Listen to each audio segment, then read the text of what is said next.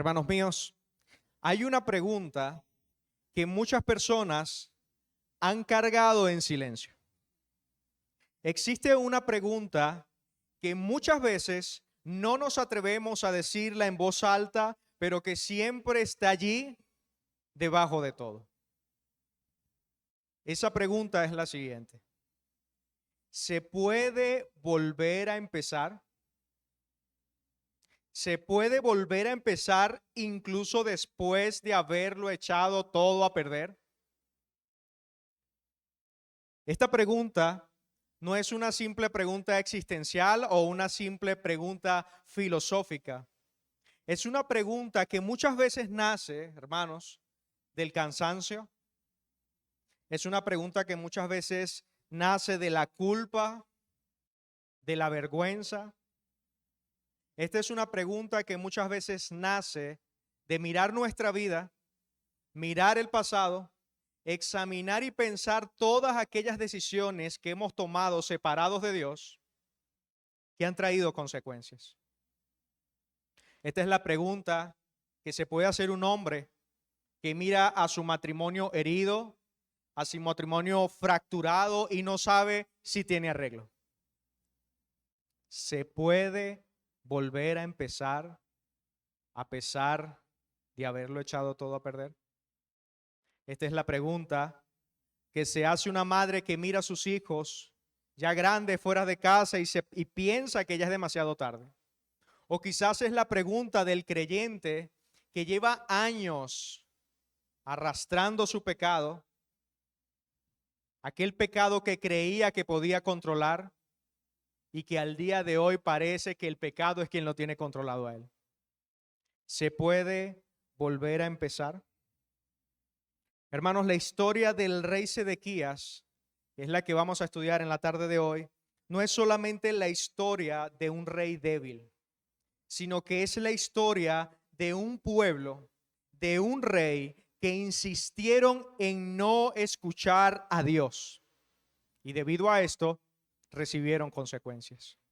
Pero no solo eso, sino que también es una historia que nos enseña que cuando todo se derrumba, nuestro Dios sigue siendo Dios.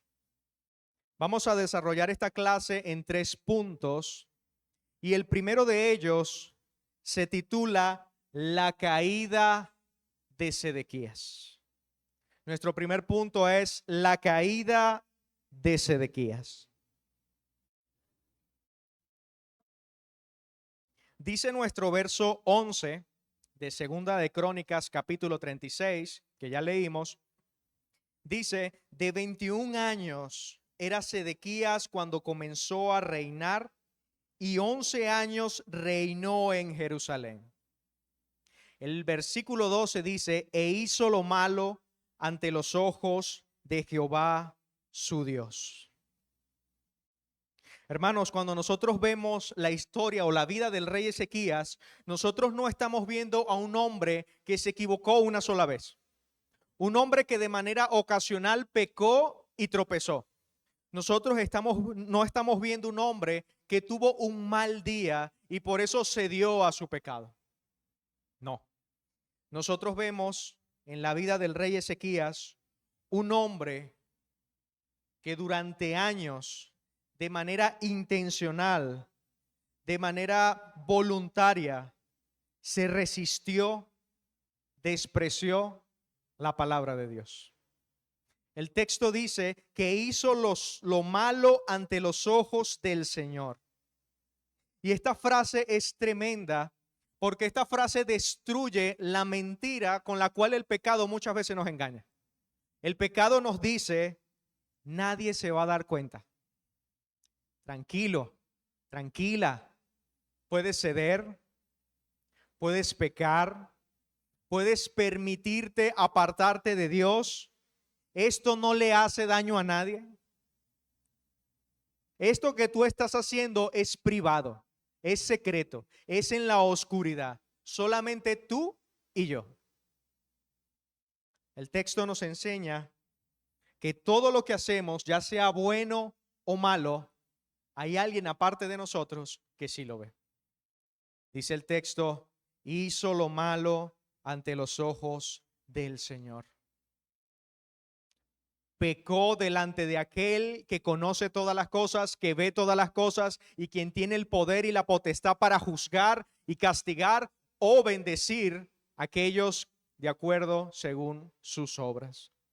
Y el versículo 2, hermanos, en su parte B dice que aparte de haber hecho lo malo ante los ojos de Jehová su Dios, dice que no se humilló delante del profeta Jeremías que le hablaba de parte de Jehová. Esta frase también merece que hagamos un stop, que meditemos y pensemos. Sedequías hacía lo malo delante de Dios. Y Dios no le respondía de la misma forma a Sedequías, sino que Dios le hablaba. Dios lo aconsejaba. Decía que Dios por medio del profeta Jeremías hablaba una palabra personal, una palabra fresca, un consejo al rey Sedequías. Pero el rey Sedequías eligió no humillarse. Dice el texto que no quiso humillarse delante de Jeremías. No se humilló no porque no conociera a Jeremías, sino porque la palabra que Dios enviaba por medio del profeta Jeremías le parecía muy dura a Sedequías. Le parecía que tenía un costo muy alto.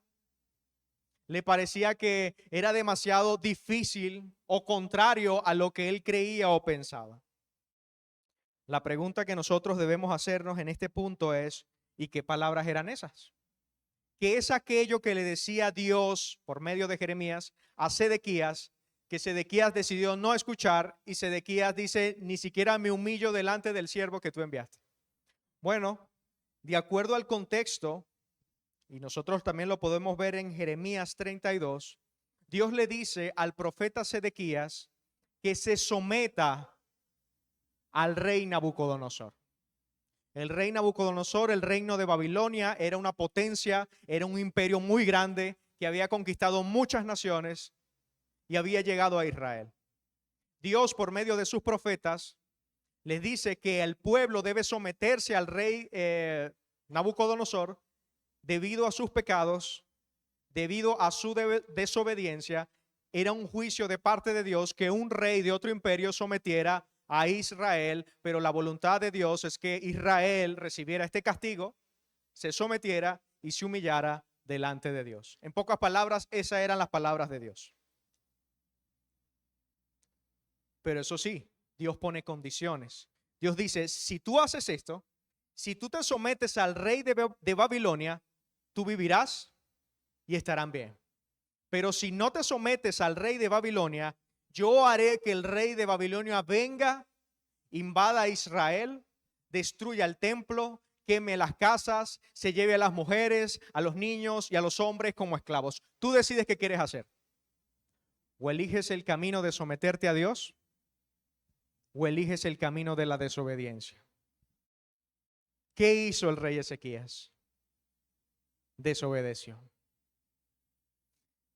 El rey Ezequías desobedeció, y cuando nosotros leemos libros como el libro de Jeremías, donde se narra con más detalles esta historia, se nos dice que el rey eligió no oír a Jeremías, no solamente lo despreció, sino que lo mandó a meter preso.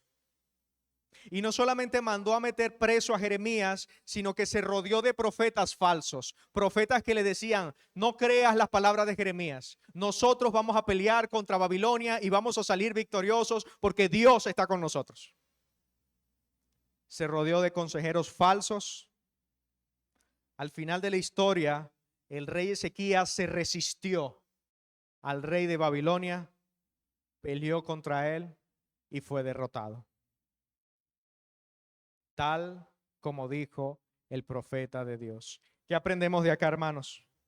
Que es una necedad, es una tontería desobedecer la palabra de Dios. Es una tontería, es una necedad resistirse a la palabra de Dios, al consejo de Dios, a la autoridad de Dios. Y el problema es que muchas veces nosotros actuamos igual que el rey Sedequías. Por ejemplo, ¿cuántas veces nosotros no hemos escuchado un sermón, una clase, un devocional que sentimos que fue Dios hablando directamente a nuestro pecado? ¿Era Dios mismo advirtiéndonos en contra de nuestro pecado? Y decidimos ignorarlo. ¿Cuántas veces hemos tenido una conversación con un hermano, con el pastor, con un diácono, y este hermano nos confrontó? Este hermano nos dijo la verdad, nos señaló nuestros pecados y nos confrontó. Y nosotros, en vez de oír esa confrontación, nosotros, en vez de oír esa advertencia, lo que hacemos es menospreciarla. Lo que pasa es que el hermano la tiene agarrada conmigo.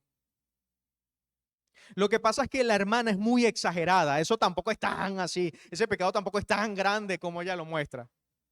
Es una falla de mi carácter. ¿Cuántas veces, hermanos, no leemos la palabra de Dios? No hacemos nuestro devocional y sentimos como el Espíritu Santo atraviesa nuestro corazón. Y decimos y pensamos, Dios me está hablando. Pero después tratamos de justificar nuestro pecado, tratamos de racionalizarlo y volvemos otra vez a nuestros viejos caminos. Hermanos, el rey Sedequías, no es una figura lejana, sino que muchas veces es el retrato de cualquier hombre, de cualquier mujer que elige la comodidad de su pecado por encima de la obediencia a Dios. Es que lo que Dios me pide es muy difícil. Pero ¿cómo yo voy a morir a mí así? ¿Cómo yo voy a sacrificar mi reino, mis gustos? No, no, Dios, eso que tú estás pidiendo no es tan así, no hay que ser legalistas. Eso es muy elevado. Hermanos, el texto dice en su versículo 13, en su parte B, dice que él endureció su cerviz y obstinó su corazón para no volverse a Jehová, Dios de Israel. El endurecimiento de Sedequías no fue algo que ocurrió de golpe, fue un proceso. Fue el resultado de una serie de decisiones y cada una de ellas, cada desobediencia de Sedequías iba abriendo y abriendo el camino para apartarse de Dios.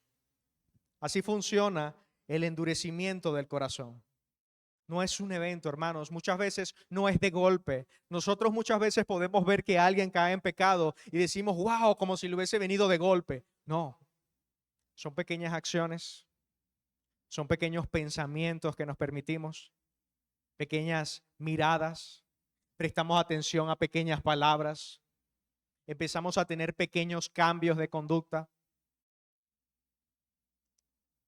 Es que quizás el domingo estoy muy cansado. Dios no se va a molestar porque yo falte un domingo. Pero es que ella me hizo molestar y le grité y la traté mal, pero fue solamente esa vez. O lo que pasa es que estoy muy estresado y necesito otras cosas para liberar presión. Pequeñas decisiones, pequeñas acciones que poco a poco van endureciendo nuestro corazón, hace que la desobediencia sea más fácil y nos vamos apartando de Dios. Hermanos, y esto nos debe llevar a reflexionar si hay algún área de nuestra vida que hemos estado endureciéndonos poco a poco. Quizás hay pecados en nuestras vidas que al principio nos dolían. Cometíamos este pecado, caíamos en pecado y veníamos delante del Señor llorando y decíamos como Pablo, Señor, arranca esto de mí. Decíamos, quítame, límpiame, como decía David en el Salmo 51. Dame un corazón limpio, Señor. Y nos dolía nuestro pecado. Llorábamos por nuestro pecado. Anhelábamos el cielo porque queríamos ser libres de nuestro pecado. Queríamos ser completamente puros y santos para que toda nuestra mente, nuestra voluntad, nuestras emociones se deleitara totalmente en Dios. Pero a medida que fue pasando el tiempo, empezamos a sentir menos culpa. Empezamos a pensar y decir, quizás yo nunca cambie. Quizás mi vida es así. Quizás no es tan malo. Quizás todo el mundo lo hace. Ya no voy a orar por esto. Ya no voy a pedir al Señor que me libere de esto. Y así poco a poco nos vamos endureciendo contra Dios y abrazando nuestro pecado como parte de nuestra vida o como parte de nuestra identidad. Dice el versículo 14, que también todos los principales sacerdotes y el pueblo aumentaron la iniquidad. Siguieron todas las abominaciones de las naciones, contaminando la casa de Jehová. Hermanos, esto es terrible porque nos enseña que el liderazgo corrompido arrastra. Así como un buen líder, así como un buen ejemplo de piedad puede infundir aliento a otras personas. Cuando nosotros estudiábamos el domingo Filipenses 2 y veíamos estos ejemplos de hombres de humildad y escuchamos que Pablo era preso por el evangelio y debido a esto muchos se animaban y predicaban la palabra de Dios sin temor. Veíamos cómo el ejemplo de un hombre puede infundir aliento a que otros hombres sean obedientes. Bueno, de igual forma, el mal ejemplo de un hombre o de una mujer hace que otras personas se inclinen también o sean tentadas también a desobedecer.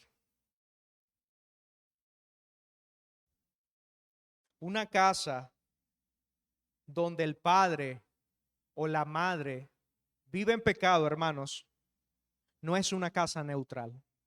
Una familia donde la cabeza está en pecado no es una familia neutral. Es una familia que está enseñando, que está discipulando algo.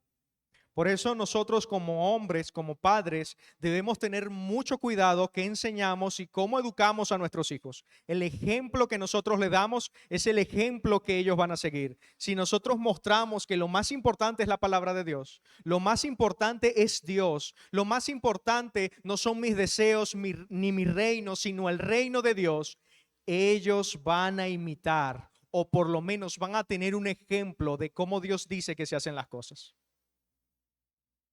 Pero si nuestra vida se inclina hacia el pecado, hacia nuestra propia comodidad, nuestros hijos van a pensar que la palabra de Dios no es importante. Que Dios es algo bonito que cantamos los domingos en la iglesia, pero en la práctica, en la vida diaria, eso no afecta a mi vida. Dios no afecta mi forma de vivir, mi forma de pensar, mi forma de hablar. Es simplemente algo privado o cuando yo muera como una escapatoria del infierno. Entonces, un liderazgo corrompido arrastra a los demás. Pero el versículo 15, hermanos, nos enseña algo que habla profundamente del carácter de Dios. El versículo 15 dice lo siguiente. Y Jehová, el Dios de sus padres, envió constantemente palabra a ellos por medio de sus mensajeros. ¿Por qué? Porque él tenía misericordia de su pueblo y de su habitación.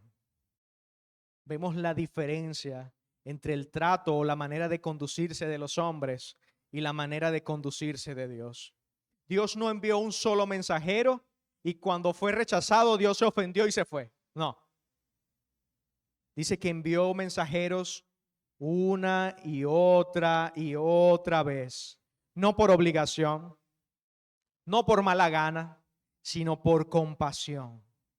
Y esa es la ternura de Dios, hermanos. Dios es persistente. Dios es paciente.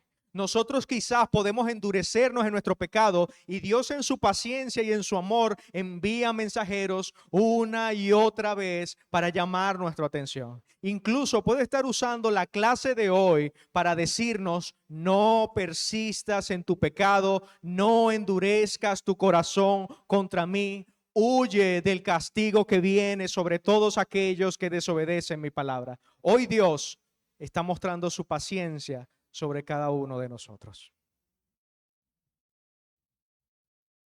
Pero ¿qué dice el versículo 16? El versículo 16 dice: mas ellos, el pueblo y el rey, hacían escarnio de los mensajeros de Dios, menospreciaban sus palabras, se burlaban de sus profetas, hasta que la ira de Dios subió contra su pueblo. ¿Y qué? No hubo ya remedio.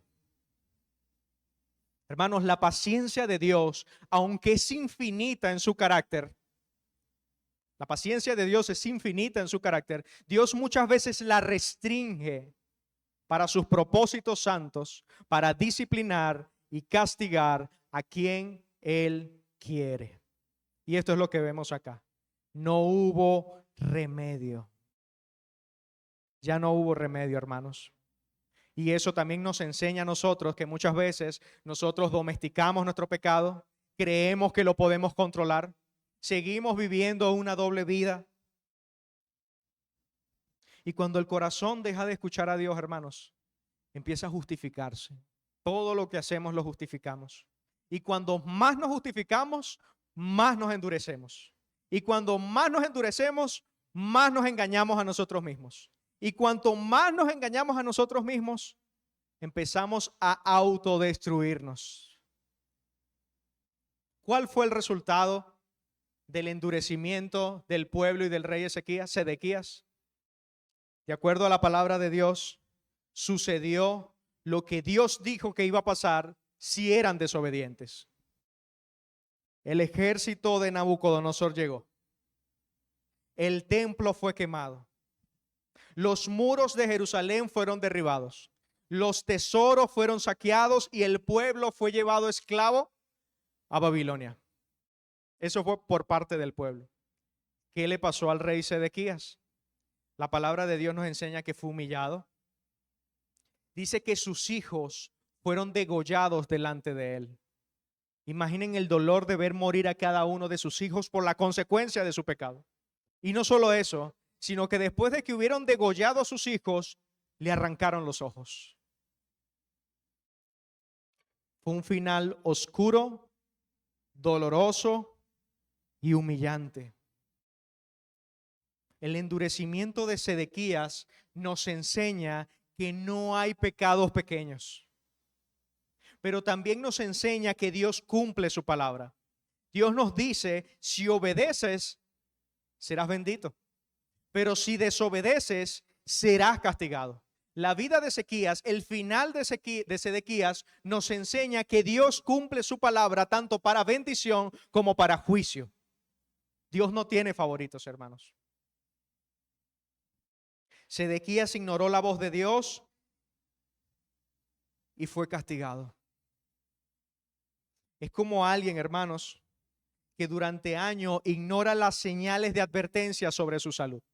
Lo que hizo Dios con Ezequías es como alguien a quien se le advierte constantemente y se le dice, cuida tu salud.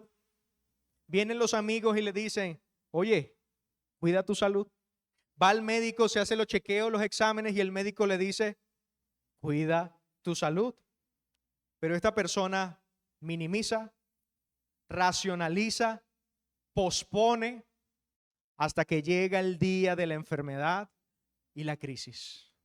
Pregunto, ¿esa enfermedad le llegó de repente? No. En nuestros refranes populares, guerra avisada no mata soldado. Lo mismo ocurrió acá. El derrumbe, el juicio que Dios trajo sobre Israel y sobre Sedequías fue una guerra avisada. Dios compasivamente le advirtió, con compasión lo amonestó, envió mensajeros y el hombre no quiso escuchar. ¿Hay alguna advertencia para nosotros que estemos minimizando hoy? El Espíritu Santo ha traído a nuestras mentes, nuestros corazones, algún área de nuestras vidas y nos está advirtiendo hoy diciéndonos, no persistas en ese pecado. Ya sea nuestra vida espiritual, nuestro matrimonio, la manera en cómo criamos a nuestros hijos, a cuidar nuestro corazón. ¿Será que como Sedequías hoy vamos a endurecernos delante de Dios y vamos a decir, no, vamos a esperar un poquito más? Ya va, Señor, mañana te obedezco. Ahorita un poquito ya va. Hermanos, no ignoremos cuando Dios nos avisa, cuando Dios nos advierte para que no seamos castigados. Jerusalén quedó en ruinas. Esa es la historia del rey Sedequías. Jerusalén quedó en ruinas y el rey Sedequías fue preso. Pero en medio de todas esas ruinas aparece un personaje. aparece el profeta Jeremías y esto nos lleva a nuestro segundo punto.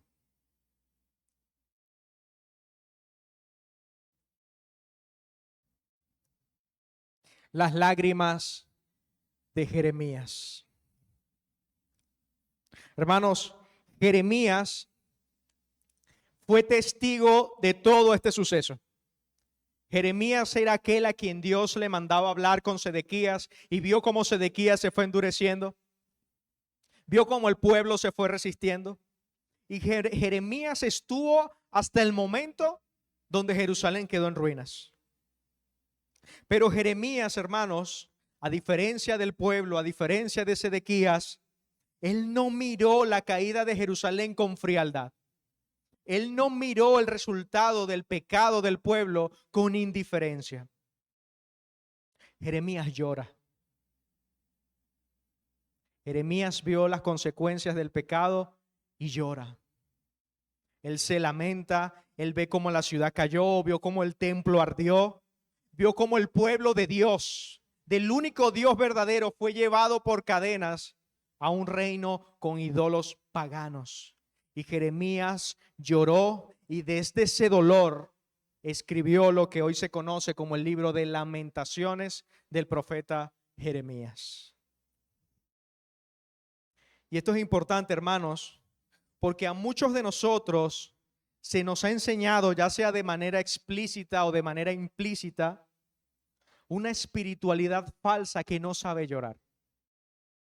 A nosotros se nos ha enseñado a que no se debe llorar por el pecado, o a que nuestras emociones no están relacionadas o no tienen absolutamente nada que ver con nuestra fe.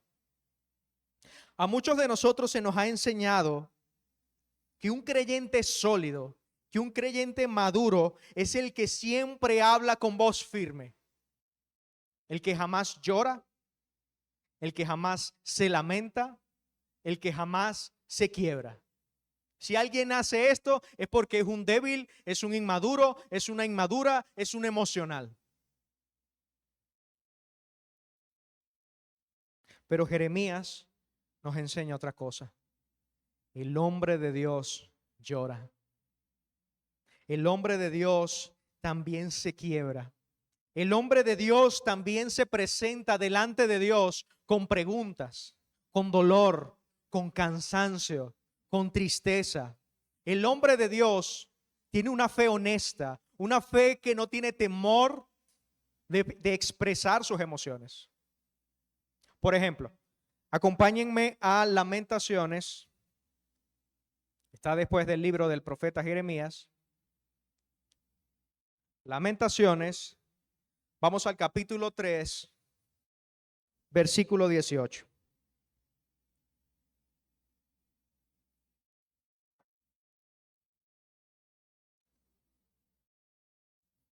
Lamentaciones, capítulo 3, versículo 18. Estas palabras que dice el profeta Jeremías acá son palabras que muchos de nosotros hoy podemos sentir con totalmente honestidad, pero no nos atrevemos a decir. Dice el profeta Jeremías: y dije, perecieron mis fuerzas y mi esperanza en Jehová. Perecieron mis fuerzas y mi esperanza en Jehová. En otras palabras, ya no puedo más. Señor, ya no tengo energía. Se me agotó la esperanza. Estoy cansado de esperar a Dios. Me duele todo lo que está pasando, todo lo que estoy viendo, todo lo que estoy experimentando. Mi propio cuerpo y mi propia alma está agotado. Ya no puedo más. Y hermanos, no es la voz de un incrédulo. Es la voz de un hombre de Dios a quien Dios mismo hablaba. Era el mensajero y el heraldo de Dios. Pero era un hombre de Dios genuinamente cansado, agotado y adolorido. Y lo más hermoso de todo esto es que la Biblia no censura esta voz. La Biblia no censura el lamento de Jeremías. La Biblia no coloca un asterisco en este pasaje. Sabe que coloca un asterisco y abajo dice entre paréntesis, Jeremías estaba equivocado, esto no se debe hacer. La Biblia no dice eso. La Biblia registra, incluye y santifica las palabras de Jeremías. Y esto es importante porque nos enseña que Dios no solamente recibe nuestra adoración en los días buenos. Dios no solamente es un Dios triunfalista que yo tengo que estar bien para darle gloria siempre, sino que esto nos enseña que aún en los días rotos, en los días en que no queremos levantarnos de la cama, en los días en que muchas veces no queremos orar, Dios está allí y con ternura nos escucha. Debemos cambiar nuestra teología o nuestra mala teología. Y esto nos debe llevar a preguntarnos cómo estamos reaccionando al dolor. ¿Cómo reaccionamos nosotros cuando sufrimos o cuando vemos que otro hermano u otra hermana sufre? ¿Qué pasaría si un hermano o una hermana te llama diciendo, aló, oye hermano, quiero decirte algo, ya no puedo más. Se agotaron mis fuerzas. Mi fe está débil. Siento que está muriendo mi confianza en Dios. ¿Qué haríamos nosotros? Nuestra tendencia, hermanos, sería sacar un papel y darle 5 puntos doctrinales de la soberanía de Dios. O quizás le diríamos 5 razones por las cuales un cristiano no debe llorar. O tal vez, hermano, tú lo que necesitas son 5 maneras de madurar en la fe. O peor aún, hermanos, nos volvemos como los amigos de Job. Algo tuviste que haber hecho. Y el hecho de que te estás quejando así, confirma lo que estoy diciendo. Porque un verdadero creyente no diría esas palabras. Algo hiciste. Es más, Dios usó esto para mostrar tu pecado. Qué terrible teología del dolor tenemos. Hermanos, cuando alguien está sufriendo, nuestro deber es acompañar, es escuchar. Muchas veces sin palabras. Porque esto es lo que Dios hace exactamente cuando estamos sufriendo. Dios escucha nuestro lamento. El libro de Lamentaciones y varios salmos que ya hemos predicado ya es la prueba clara de que Dios no condena el lamento y que la oración también se expresa por medio de llanto. Y esto es lo que vemos que Jeremías hace ante las consecuencias del pecado del pueblo y del rey. Y al mismo tiempo nos debe llevar a preguntarnos cómo hemos aprendido a lidiar con el dolor. ¿Cómo estamos lidiando con el dolor? ¿Hemos aprendido a llevarlo delante de Dios? ¿O lo vemos como señal de debilidad y nos los tragamos? Y está aquí y duele. Hermanos, el versículo 18 de aquí de Lamentaciones 3 dice, perecieron mis fuerzas y mi esperanza en Jehová. Pero el versículo 21 dice, esto recapacitaré en mi corazón, por lo tanto esperaré. Esto recapacitaré en mi corazón, por lo tanto esperaré. Jeremías acá está diciendo que en medio del dolor iba algo, o había algo, mejor dicho, que él iba a traer de manera intencional a su corazón. En medio del dolor, él dice, voy a recapacitar en algo. No en algo que le sale natural, porque el hombre está dolido, sino en algo que de manera intencional, aunque no quiera, aunque cueste, aunque sea difícil, él va a traer a su corazón. Él dice, yo voy a pelear para recordar la verdad de Dios, aún en medio de mi lamento. ¿Y qué es eso que decide recordar? Versículo 22 al 26. Dice, por la misericordia de Jehová no hemos sido consumidos, porque nunca decayeron sus misericordias. Nuevas son cada mañana. Grande es tu fidelidad. Mi porción es Jehová, dijo mi alma, por tanto, en él esperaré. Bueno es Jehová a los que en él esperan, al alma que le busca. Bueno es esperar en silencio la salvación de Jehová. Esto es lo que él decidió recapacitar o traer a su mente. En medio del dolor, en medio del sufrimiento, el hecho de que haya traído esto a su mente no significa que el dolor desapareció. No es una pastilla de ibuprofeno que tienes un dolor, te la tomas y esperas unos 20 minutos y ya está listo. No. En medio de mi dolor, en medio de mi sufrimiento, en medio de esto que me angustia, voy a tratar de recordar que Dios es bueno, que su fidelidad es grande, que en medio del desastre, de que cuando todo se derrumba, Dios sigue siendo Dios. Hermanos, ¿qué hemos visto hasta ahora? Hemos visto dos puntos o dos ideas. La primera, que la caída de Sedequías nos enseña que el pecado destruye todo lo que toca, que no hay pecado pequeño. Que Dios muchas veces nos advierte, nos llama compasivamente y muchas veces nosotros endurecemos nuestro corazón para no escucharlo.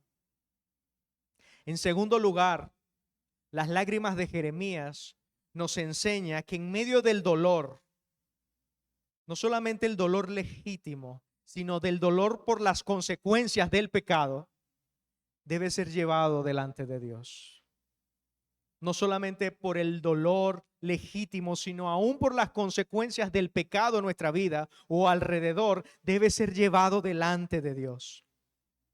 Y ahora vamos a ver nuestro tercer punto, que se titula La esperanza que sobrevive a la ruina. La esperanza que sobrevive a la ruina.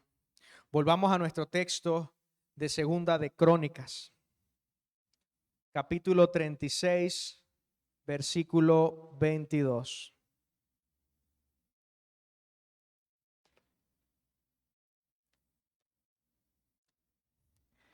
Segunda de Crónicas, capítulo 36, versículo 22 dice: Mas al primer año de Ciro, rey de los persas, para que se cumpliese la palabra de Jehová por boca de Jeremías, Jehová despertó el espíritu de Sirio, rey de los persas. Vamos a detenernos allí. Hermanos, Ciro, el rey de Persia, no era creyente. Ciro, el rey de Persia, no conocía a Dios como Sedequías y el pueblo de Dios lo conocían.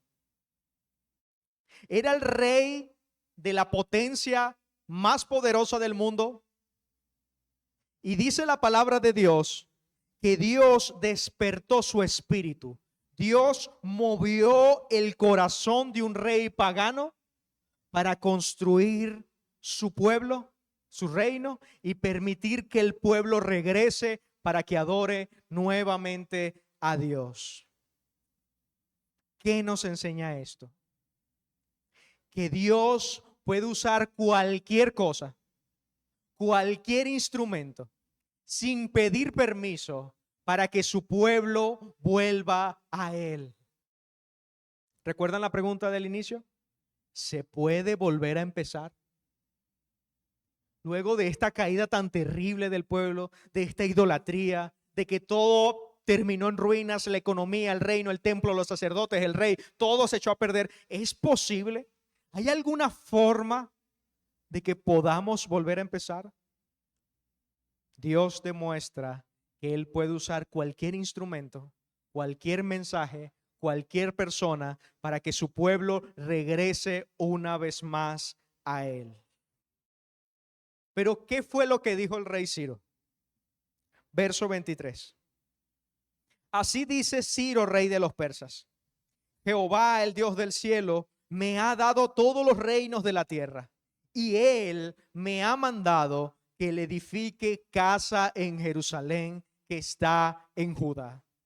Quien haya entre vosotros de todo su pueblo, sea Jehová su Dios con él y suba.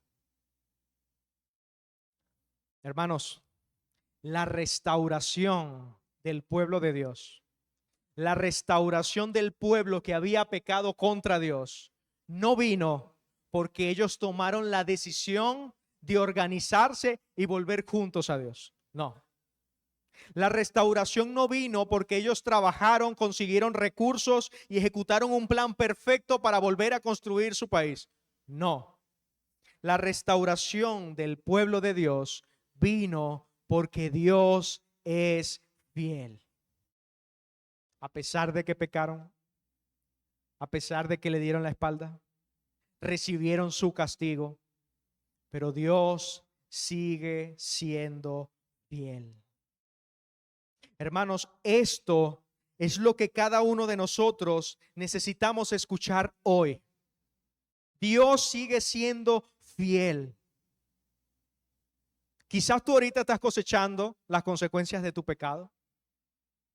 Quizás te has dado cuenta y has meditado en todas las decisiones y todas las veces que has tomado decisiones alejado de Dios. Quizás tu matrimonio está herido. Quizás tus hijos están distantes. Quizás tus finanzas están destruidas. Quizás tu reputación ha sido totalmente dañada. Quizás el pecado te tiene abrumado y te tiene contra la pared. Quizás Satanás te susurra y te dice, hasta aquí llegaste. Eres un hipócrita, ya no hay forma de volver, ya. Quedaste marcado para siempre. Ya no tienes arreglo.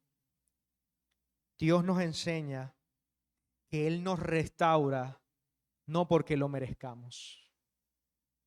El pueblo de Dios no fue restaurado, no fue llevado de nuevo a Israel porque lo merecieran, porque eran dignos, no, sino que fueron restaurados porque Él es misericordioso. Y esto lo entendió el profeta Daniel cuando estaba en Babilonia y se dio cuenta que ya se iba a cumplir los 70 años de juicio. El profeta Daniel levanta su voz a Dios y dice, Dios, no elevamos nuestras oraciones, no elevamos nuestros ruegos a ti confiados en nuestra propia justicia, sino en tus muchas misericordias. Esta es la base de la restauración, hermanos. La base de la restauración es la misericordia de Dios. Imaginen un momento que tenemos a un restaurador de piezas o a alguien aquí alguna vez se le ha partido una taza o un plato. ¿Qué es lo que necesitamos para restaurar? Primero, todas las partes. Para nosotros restaurar un plato, para nosotros restaurar algo que se rompió, nosotros necesitamos todas las partes. Y cuando tengamos todas las partes, nosotros unimos los fragmentos, le aplicamos pegamento y esta figura o este objeto que había sido dañado ahora ha sido restaurado. De igual forma, hermanos, cuando Dios desea restaurarnos, Él no nos pide que le demos solamente un pedacito. Él nos pide todo nuestro ser. Él nos pide toda nuestra vida. Y muchas personas no han sido restauradas por Dios hoy porque se acercan delante de Él y solamente le dan un fragmento. Le dicen, Señor, arregla mis finanzas, pero no toques mi corazón. Eso no, eso está chévere. Señor, arregla mi matrimonio, pero no trates con mi orgullo. Señor, arregla mis emociones, pero mi pecado favorito, mi pecado secreto, déjalo intacto, por favor. Hermanos, si Cristo ha de restaurarnos, Él necesita recibirlo todo de nosotros. Por lo tanto, es bueno y necesario que nos preguntemos qué parte nos estamos guardando nosotros mismos que no le hemos entregado a Dios para que nos restaure. Debemos acercarnos delante de Dios y decir, Dios, trae luz a mi vida, pero no solamente en este pecado particular que me molesta, sino en todo mi ser, incluso aquellas áreas que ignoro. Toma control de mi vida. Gobierna sobre cada área de mi ser, de mi vida, de mis pensamientos, de mis emociones, de mis palabras. Toma dominio de mi entretenimiento. Toma dominio de mi tiempo libre. Restáurame por completo. La buena noticia es que Dios sabe cómo restaurar con pedazos rotos. Dios sabe cómo restaurar en las ruinas. Así que alguno de nosotros hoy se siente roto. Déjame decirte que Dios es experto restaurando piezas rotas. Amén. Hermanos míos, el pueblo de Dios pasó 70 años en Babilonia. 70 años que para cualquiera de nosotros es demasiado tiempo y parece el final de Israel. Muchos incluso murieron durante esos 70 años y creyeron que quizás Dios no iba a liberar a su pueblo. Pero Dios había dicho que no era el final. Sedequías terminó ciego en Babilonia, sí, pero la historia del pueblo de Dios no terminó en Babilonia. En Babilonia Dios envió a Daniel, a Sadrach, Mesach, Abednego. Luego, cuando Dios los trae de regreso, Dios envió a Esdras, a Nehemías. Después restauró el reino de Israel y después envió a Cristo. Esto significa que aún en los momentos más difíciles o oscuros de nuestra historia, en los momentos donde estamos rotos, podemos decir, este no es el final. Dios tiene un plan más grande. Dios tiene un plan más importante en mi vida. Y sé que nosotros vivimos en un contexto donde se usan estas palabras así casi que por cualquier cosa. Pero esto no significa que no sea verdad. Dios tiene un plan grande, maravilloso y misericordioso con su pueblo. Dios tiene paciencia, Dios es fiel, Dios es misericordioso con su pueblo. Para terminar, hermanos míos, 3 aplicaciones sencillas. En primer lugar, si estás jugando con el pecado, si estás cediendo al pecado, no seas como Sedequías. No endurezcas tu corazón. No cierres tus oídos a la palabra de Dios. Dios dice que envió mensajeros constantemente antes de castigarlo. No tentemos la paciencia de Dios. Si Dios nos está advirtiendo sobre un pecado hoy, reconozcámoslo y apartémonos de él. En segundo lugar, si nos endurecimos contra Dios y en este momento estamos viviendo las consecuencias de nuestro endurecimiento, no nos escondamos delante de Dios. Aprendamos de Jeremías. Vengamos delante de Él con corazones quebrantados. Lloremos delante de Él. Pidamos perdón y que nos dé arrepentimiento, que nos restaure cada una de nuestras partes. Y si hay alguno acá que está quebrado o está cansado, que está atravesando el dolor y el sufrimiento, meditemos en lo que hizo Jeremías. En medio de su dolor, él trajo la verdad de Dios a su vida. Él trajo y recordó la misericordia de Dios en su vida. Amén. Recordemos, hermanos míos, que cuando todo se derrumba, aún en medio de nuestro pecado o por nuestro pecado, Dios sigue siendo Dios. Y si Dios sigue siendo Dios, entonces hay esperanza. Todavía se puede volver a Él. Todavía se puede llorar delante de Él. Todavía se puede esperar delante de Él. Todavía se puede comenzar de nuevo delante de Él.